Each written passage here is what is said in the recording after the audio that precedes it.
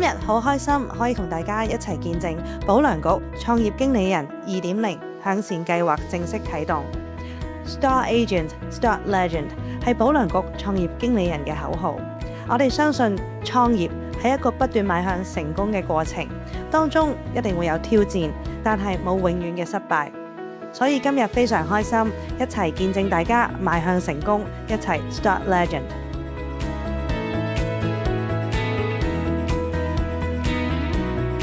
喺新一輪嘅創業資助計劃下咧，反應咧係非常之熱烈，亦都係獲甄選嘅17支嘅青年創業隊伍裏邊咧，都係獲得咧由民青局、保良局同埋騰訊公益慈善基金提供嘅種子基金，用喺大灣區開展佢嘅創業項目，有助香港嘅青年能夠融入國家發展大局。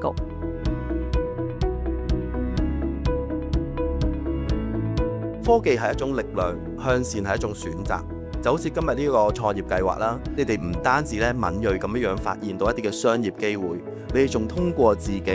去感染、去了解你哋身邊遇到嘅一啲嘅問題，用你哋嘅方法去解決呢一啲嘅問題，為社會帶嚟一個正面嘅影響。同我哋騰訊呢，用戶為本、科技向善嘅理念呢，係不謀而合嘅。